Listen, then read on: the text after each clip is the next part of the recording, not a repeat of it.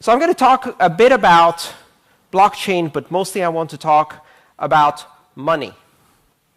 Now, the word blockchain is used by a lot of people to mean all of the applications of this technology beyond the financial applications, beyond money.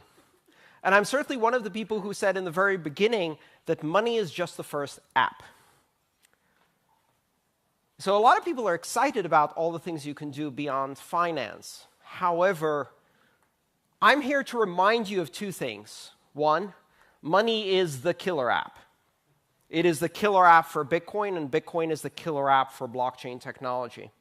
Money is the killer app because it is the foundational technology of all commerce. And as such, it touches everything. And how it works affects everything. The second thing is that for all of the applications that come after, the stuff that is beyond money, the blockchain applications, in order to make those work in a neutral, open, and decentralized global platform, they will need to transact a neutral, open, decentralized global currency. You can't do the commerce, the trade, the land registry, the identity, the everything else without first having that foundation of a fundamentally new way of doing money that is open, neutral, borderless, global, censorship-resistant. And that is what comes out of the killer app, which is money on a blockchain. One of the problems we have in this space is understanding the terms we use. And money is probably one of the most abused terms because very few people really understand how money works, what money is. And money as such is not a definitional term. It's at best a descriptive term. Really, it's more of a general classifier. I'm going to talk a bit about what we mean when we say money and how we need to understand money as things go forward now that we have a new form of money based on the blockchain. This talk is inspired by a conversation on Twitter that Vitalik had with a few people just a few days ago. People were asking Vlad Zamfir, you may have heard of him, one of the other Ethereum greats, about whether Ethereum is money. And Vlad was saying, no, Ethereum isn't money. And some other people were saying, yes, Ethereum is money. And Vitalik said, how about instead of using the term money, instead we talk about MOE, SOE, SOV, and U of A. Most people didn't realize what he was talking about. That was a really insightful comment. The three fundamental uses of money: SOV, store of value; MOE, medium of exchange; UOA, unit of account. We use the word money to describe things that in their practical application exhibit one of the fundamental behaviors that allow us to use them for these purposes.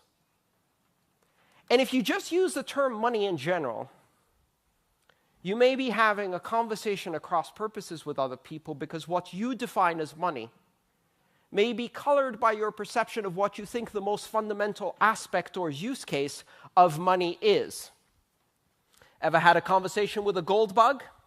As far as they're concerned, the most important, most fundamental use of money is as a long-term, durable store of value.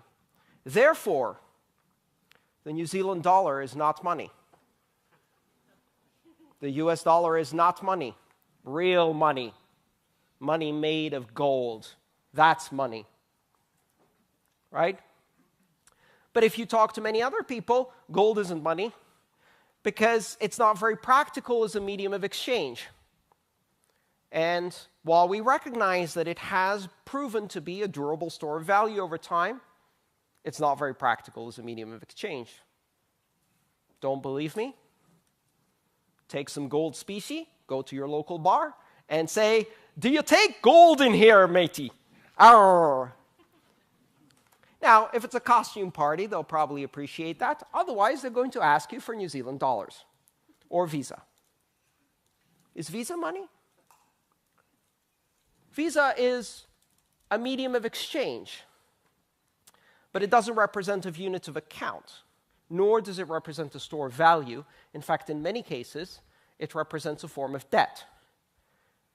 Wait, but most money is debt, except for gold, which is a store of value, and perhaps some of these new currencies on the blockchain, which are also assets, not debt instruments. So this whole conversation becomes confusing. And the reason it becomes confusing is we're using a descriptive term of money to refer to these characteristics without differentiating them. The first form of money was precious metal, the first form of broadly used money throughout the world as a singular global unit that could be recognized and used as a medium of exchange across cultural barriers. Silver, gold. Is it money? It was then, it's not today. So what are the features that make it money? What are the features that give it the capability to serve as a store of value, a medium of exchange, a unit of account? Certain characteristics.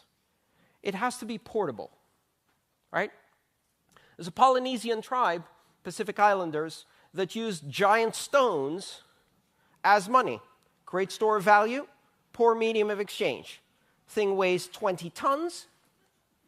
You can carve it, and then it sits there because nobody's willing to move it.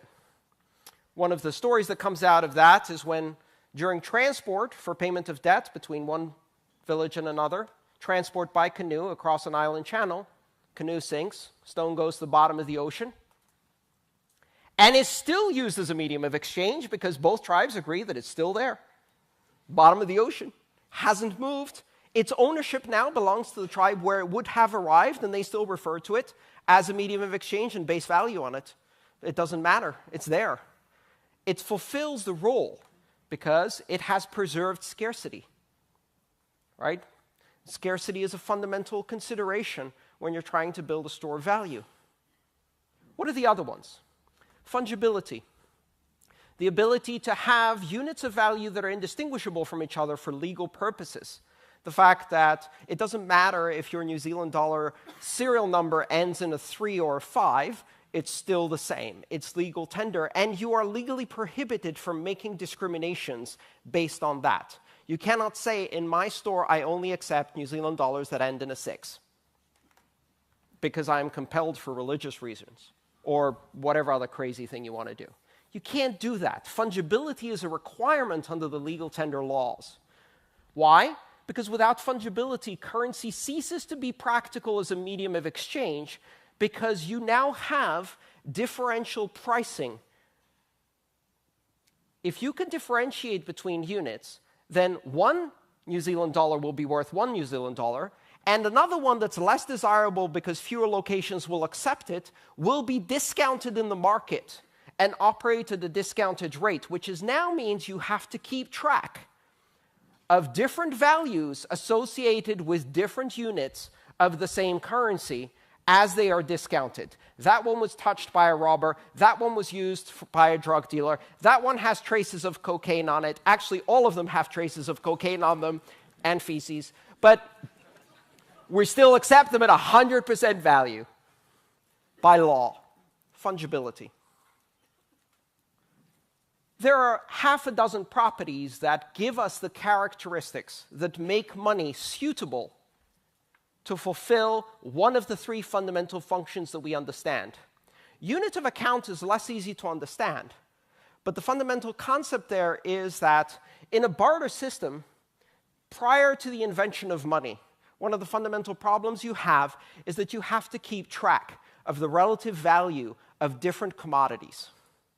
If I offer haircuts in exchange for pedicures, and also offer haircuts in exchange for chicken eggs, and also offer haircuts in exchange for oil changes for my car, I can have a local area, functional community of barter. But the reason that doesn't scale is because I have to keep track of the exchange rate between haircuts, oil changes, chicken eggs, and pedicures. And so does the pedicurist, the car mechanic, and the chicken farmer. We all have to keep track. How many haircuts is it today for an oil change? How many oil changes for a chicken? How many chickens for a pedicure, et cetera, et cetera? It gets very complicated. What if we had some magical thing, and we could say, let's price everything in that. And that's money. And that's the fundamental function of having a unit of account. It's interesting that the first forms of money are metal. Metal isn't necessarily very good money. It has some problems. One of the problems is that if precious metal is used as money, it has some intrinsic value that is separate from the money it represents. Right? Silver and gold can be traded independently for aesthetic reasons, to be used in jewelry, for other purposes. So if you have a silver coin and you recognize that perhaps it's not quite worth enough as a silver coin, you melt it and you turn it into a necklace. Add some artistic creativity to it, and it can have a value greater than that it previously had as a silver coin. That destroys its fundamental function as a medium of exchange. Or you shave off a tiny bit off the edge. Ever noticed why coins have raised bumps around the perimeter? Those were introduced by the Romans when they realized that people were taking Roman silver coins when they used to have full silver in them and were shaving the perimeter, making them smaller and smaller and smaller and smaller and smaller, until you reach the point where one of the merchants went, hang on, there's an awful lot of coin missing in that coin. I seem to remember them being this big when I was young. They solved that problem by gradually diluting the silver until what you got was 99% tin, and then hyperinflation destroyed the Roman Empire. But that's a story for another era. We wouldn't possibly do that nowadays.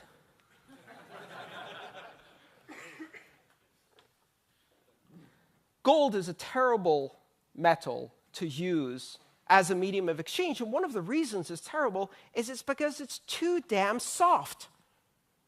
It dents, it scratches, bits of it fall off quite easily. Great for jewelry, you can hammer it very easily. Soft metal, fantastic for jewelry. Not so good for a coin, because one of the things you want with a coin is you want it to be able to be used 100,000 times in 100,000 pockets by 100,000 people touching it without it losing bits in the process, because it's not durable. Durability is a fundamental requirement for a medium of exchange, and gold is too soft. So here's an interesting analogy.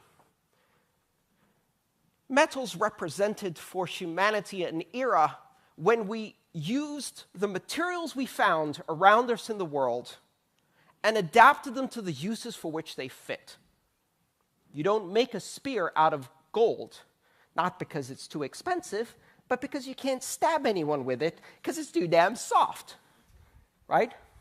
And so human beings looked around them and they said, this is the world. We have these things in the world. What could their use be? How do we take what exists?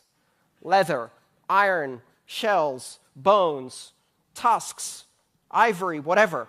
How do we take these materials we have and find uses that are suitable for these materials? At this point, we are adapting nature to the uses we have, but only in a peripheral way. One of the interesting things that happens in our civilization is gradually we become more intrusive in our adaptations. We start molding nature to our needs. And the first level of that was the ability for human beings to interact at a molecular level with the materials they were operating, to turn wood into charcoal, to turn metal alloys into stronger metals, more durable metals, harder, more brittle, less brittle, more malleable, less malleable, of different colors, melting at different temperatures. We start manipulating the world around us using the molecules at a very high level. That's the beginning. Gradually, we get better and better at this until eventually we can start affecting the atomic nature. The chemical era, just a century ago, erupted across the world, and we can now manipulate the atomic structure of things. We can create synthetic fertilizers, plastics, synthetic fabrics. We are now not waiting to find the use for a material. We are changing the material in order to create a material that fits the use we have preconceived. And if you take that to its extension, we're now at the point where we can do this at a nanoscale, where we can affect the subatomic structure. We can now affect things like carbon nanotubes. We are not just manipulating the atomic structure of this to the point of making the material behave a certain way. We are giving it physical properties, conductivity, thermal dispersion, properties that we give to these materials by manipulating them on a nanoscale. And in sci-fi, we talk of the diamond age, where you can go subparticle and take any material and convert it by sheer force of will, a design pattern, and sufficient energy to create many nukes, I'm sure. You could take a chair and say, a chair has carbon. Diamonds have carbon. Well, here's a machine I made. You throw a chair in the back, and diamonds come out the front. What's the difference? It's just a rearrangement of the particles, right? It's science fiction for now. We just did something amazing to money. Until now, we have taken money as it exists in the world and said, this is kind of good as medium of exchange. It kind of sucks as store of value, but we're going to have to compromise because this is the money we have, and we cannot change its fundamental nature. We have precious metals. They work very well for one thing, but not for another, so we make compromises. We invent paper money, but we are still subject to the limitations of paper money. And as a result, we can use it as a medium of exchange. But its control architecture means that it's going to be inflated forever by central bankers who are out of control. So we say, well, it's not a good store of value. It's 2% inflation, compounded year after year. Don't tell your children that that means that after 30 years, half of it's gone. Let's pretend that's not happening. Sucky store of value, great medium of exchange, great unit of account. We adapt our uses to the material and not the other way around until now. Because now, for the very first time, we can engineer money. We can engineer the fundamental properties of money. We can start tweaking whether this is more suitable as a store of value or a medium of exchange or a unit of account. We start working at the fundamental structure of money by making it digital and breathing into it the exact properties we want.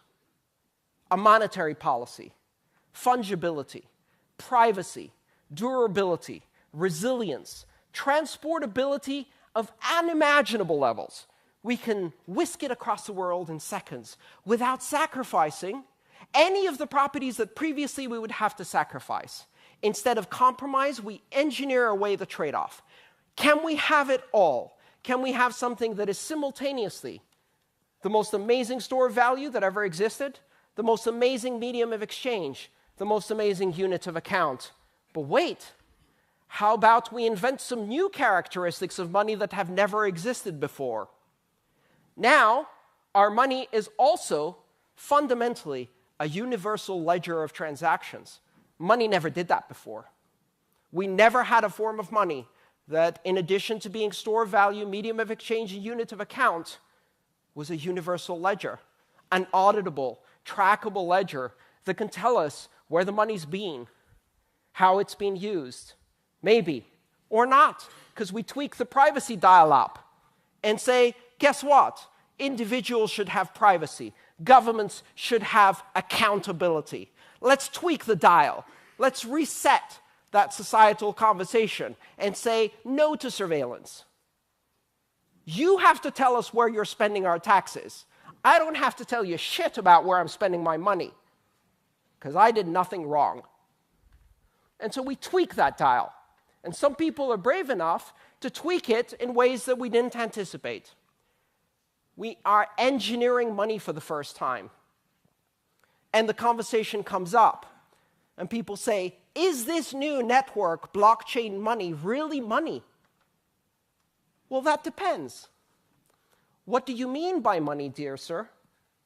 Are you referring to its function as a store of value, a unit of exchange, a unit of account, or as a universal ledger, the thing we just invented, or some other property that hasn't yet been invented? We don't know yet. what this money is going to be good at. But I can tell you one thing. It's already better. Better than a lot of the systems of money we have, because the systems of money we have represent compromises.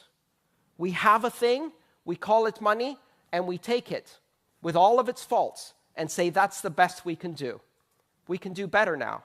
We can engineer the properties and create forms of money that exhibit exactly what we want in their behavior, that have behaviors that surpass the physical world, that give us instantaneous settlement without third parties across the world, that can be used in payment channels for settlements of billions of transactions per second at zero cost or near zero cost. We can do these things. We can do microtransactions that operate at a microsecond level on a global basis for fractions of a Satoshi. We can do these things now because for the first time, we are engineering money. Until now, when choosing the form of money we had, we are making a choice that lasts, a choice that is difficult to get out of. If I hold New Zealand dollars, but I really wanted to have gold because it's a better store of value, that's not an easy conversion. I can't simply lift a finger, press a button, and convert my New Zealand dollars into gold. I can convert a spreadsheet representation of New Zealand dollars into a spreadsheet representation of gold, and then I don't actually have either of them. The bank has it, and let's hope Greece doesn't happen again. Surely that couldn't happen here. But that's not really a conversion. If I really wanted to convert the product of my labor into gold, I have to go through some pretty incredible hoops to do that and take physical possession of the gold, which then becomes very difficult to transport because it's heavy. And then if I wanted to spend it, I have to sell it, which is another whole rigmarole of problems. Trade-offs, compromises. What if we could do something different? Instead of trade-offs, we can trade. Trading becomes the better solution. Now, if I have a fully digital, owned asset that is a perfect store of value, and I want a fully digital owned asset, not under a counterparty custodial account. I own this. I control this with my own keys. And I want to convert from the very, very slow, conservative, robust, super secure store of value currency to the very, very nimble, micropayment, instantaneous, buy a damn cup of coffee right now, across the world currency. Now I can do that with a click in a cross-chain atomic swap with no counterparty risk. I don't do trade-offs anymore. I trade. And then I don't trade, my wallet does, on demand, intelligently, as I need.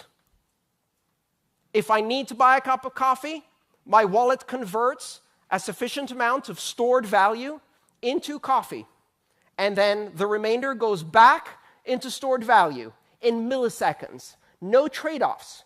I can disaggregate the fundamental functions of money, get the best store value, the best medium of exchange, the best unit of account, and some new properties I didn't have before, like a universal ledger, because we are engineering the very molecular nature of money by making it digital, by making it decentralized, by opening it up to engineering innovation, by making it completely borderless, outside of the controls of banks and governments and third parties, by making it a pure digital technology.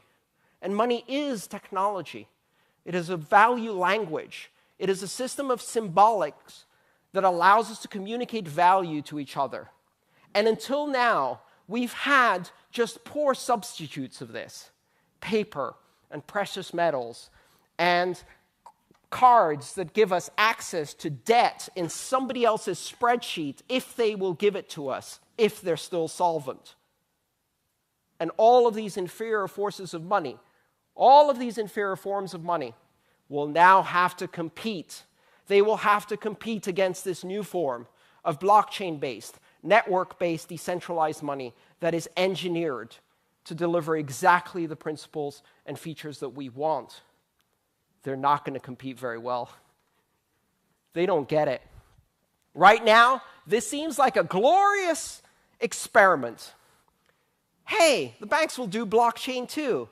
We'll optimize the bottom line.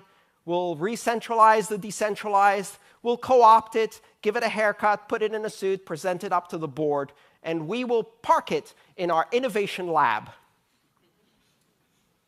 where innovation goes to die. Because if it's innovative enough and disruptive enough, everyone in that management chain will get seriously uncomfortable. That's what innovation does. This morning, someone said, disrupt yourself. Bullshit. Disruption isn't comfortable. It's not easy. It's not nice. Disruption means losing your job. Disruption means cannibalizing your profit center. It means destroying your fundamental business. You don't do that to yourself. No. You resist stubbornly until the very last moment, until you can no longer resist. You go the way of Kodak. You invent digital photography in 1987, bury it under the rug, pretend no one sees it, and say, hey, we've got a good thing going on here with film. I mean, who could ever beat us? Who? Nokia. Shipped 1 billion cameras, and they're not even a camera company. You can't see that coming.